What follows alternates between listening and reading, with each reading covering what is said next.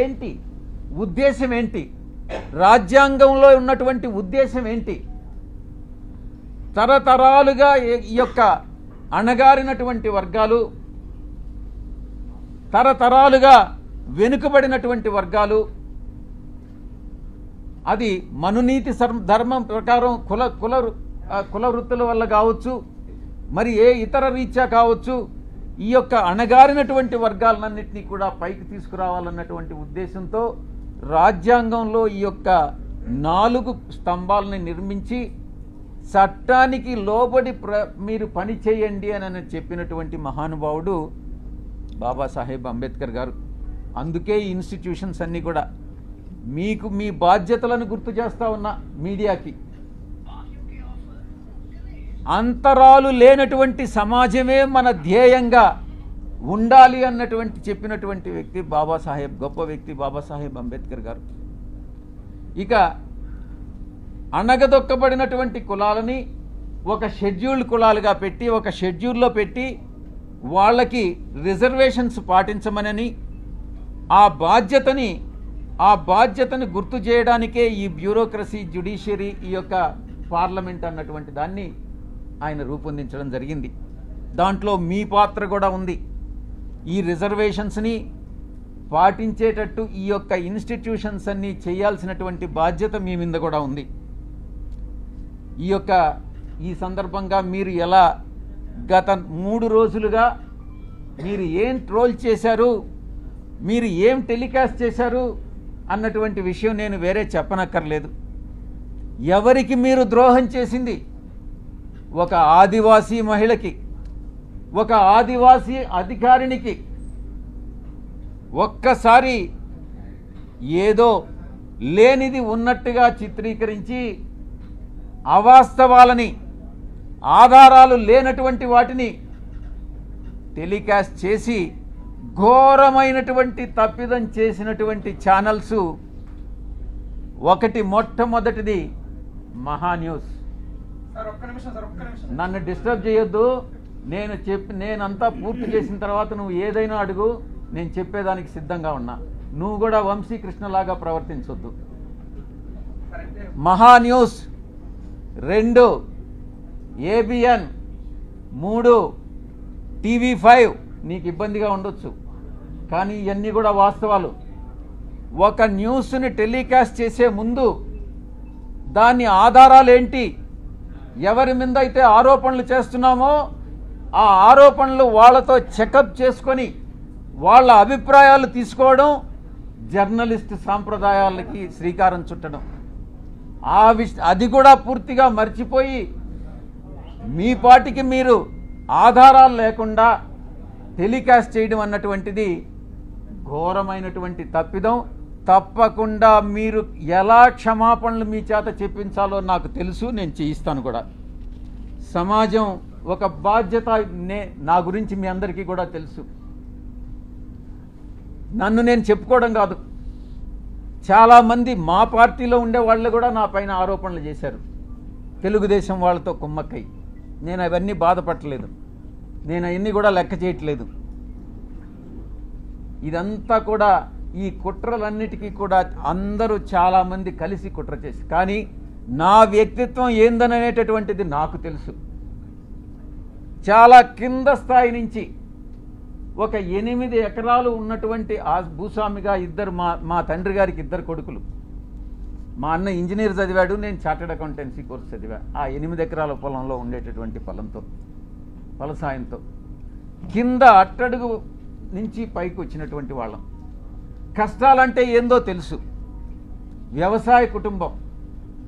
మేము ఏ రాధాకృష్ణలాగనో, ఏ బిఆర్ నాయుడు లాగనో, లేకుంటే ఏ వంశీకృష్ణ లాగనో, వంశీకృష్ణ కథ నాకు తెలుసు, ఆయన చరిత్ర ఏందనేది, వీళ్ళందరి చరిత్ర కూడా నాకు తెలుసు.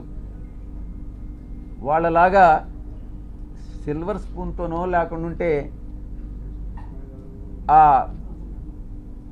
బ్లాక్మెయిల్ చేసి డబ్బులు సంపాదించేటటువంటి మనిషి కాదు సాయిరెడ్డి అనేటటువంటి వ్యక్తి. ఆ దేవదేవులైనటువంటి ఆ వెంకటేశ్వర స్వామి సాక్షిగా చెప్తా ఉన్నా, సాయిరెడ్డి తప్పు చెయ్యడు అంటే తప్పు చెయ్యడు. తప్పు చేస్తే ఆ దేవదేవులైనటువంటి ఆ వెంకటేశ్వర స్వామి శిక్షిస్తాడు. రాధాకృష్ణ కాదు, బిఆర్ నాయుడు కాదు, వీడు వంశీకృష్ణ కాదు. నేను ఒక్కటే చెప్తా ఉన్నా,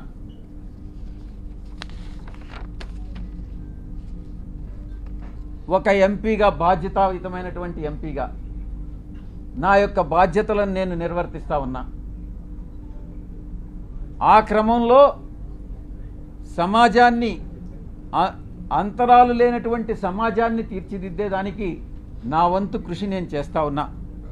బరి తెగించి హద్దులు మీరి ఇష్టానుసారంగా ఆధారాలు లేకుండా నిరాధారమైనటువంటి ఆరోపణలు ఒక ఆదివాసీ స్త్రీతో సంబంధం ఉన్నట్టుగా మీరు చెప్పి ఈరోజు అదే ఆధారాలు మీరు ఎవరెవరికి సబ్మిట్ చేయాల్సి ఉంటుంది అన్నటువంటి విషయాన్ని నేను రాబోయేటటువంటి నా యొక్క ప్రెస్ కాన్ఫరెన్స్లో నేను ఎక్స్ప్లెయిన్ చేస్తాను. ఈ కుట్ర కుతంత్రాల వెనక ఎవరున్నారు అనే విషయాన్ని నేను ప్రశ్నిస్తా ఉన్నా. నాకు వ్యతిరేకంగా అనైతికంగా ప్రవర్తించినటువంటి వాడు వంశీకృష్ణ, 2 రాధాకృష్ణ, 3 బిఆర్ నాయుడు, 4 వెంకటకృష్ణ, 5 సాంబడు. నేను చెప్తా ఉన్నా, తప్పకుండా మీ అందరూ కూడా చట్టానికి లోబడి మీ అందరి మీద చర్యలు తీసుకోవడం జరుగుతుంది. ప్రతిపక్షంలో ఉన్నాడు వీడు విజయసాయిరెడ్డి, ఏం చేస్తాడు లేనని మీరు తేలిగ్గా తీసుకోవచ్చు. కానీ విజయసాయిరెడ్డి ఒక్కసారి పట్టుబడితే ఆ రోజు రామోజీరావు నాతో తగువేసుకున్నాడు. నేను ఏ రోజు రామోజీరావుని కలవలే. 1 సంవత్సరం రోజులు ట్విట్టర్ ద్వారా రామోజీరావుని నేను ఎదిరించా, వేధించా. ఏం చేశాడు? అదేవిధంగా అటు రాజ్యాంగబద్ధంగాను నాకున్నటువంటి ఏ అయితే వసతులు ఉన్నాయో అన్ని వసతులను ఉపయోగించి వీళ్ళందరికీ కూడా బుద్ధి చెప్తాను అన్నటువంటి విషయాన్ని నేను తెలియజేస్తా ఉన్నా. ఇక యూట్యూబ్ ఛానల్స్ కావచ్చు, కొంతమంది సోషల్ మీడియాలో గ్రూప్స్ క్రియేట్ చేశారు. ఆ గ్రూప్స్ కానీ చట్టరీత్యా నేను చర్యలు తీసుకోబోతున్నాను అన్నటువంటి విషయాన్ని నేను మీకు తెలియజేస్తా ఉన్నా. ఆ చర్యలు ఏందనేది కూడా మీకు చెప్పి చేస్తాను. మీకు వెన్నుపోటు పొడిచేటటువంటి ఉద్దేశం నాకు లేదు, మీకు చెప్పి చేస్తాను. ఫస్ట్ మొట్టమొదటిగా మిగతా వాళ్ళని పక్కన పెట్టినా కూడా వంశీకృష్ణ అనే వాడిని మాత్రం నేను వదలను. తప్పకుండా ప్రివిలేజ్ మోషన్ పార్లమెంటులో మూవ్ చేస్తాను. వీడు చేసినటువంటి అన్యాయానికి, అన్యాయమైనటువంటి నిరాధారమైనటువంటి ఆరోపణలకి. 2 ఎడిటర్స్ గిల్డ్ ఆఫ్ ఇండియాకి కంప్లైంట్ చేస్తా. 3 ప్రెస్ కౌన్సిల్ ఆఫ్ ఇండియాకి కంప్లైంట్ చేస్తా. నేషనల్ ఉమెన్ కమిషన్కి కంప్లైంట్ చేయిస్తా. నేషనల్ ట్రైబల్ కమిషన్కి కంప్లైంట్ చేయిస్తా. నేషనల్ హ్యూమన్ రైట్స్ కమిషన్కి కంప్లైంట్ చేయిస్తా.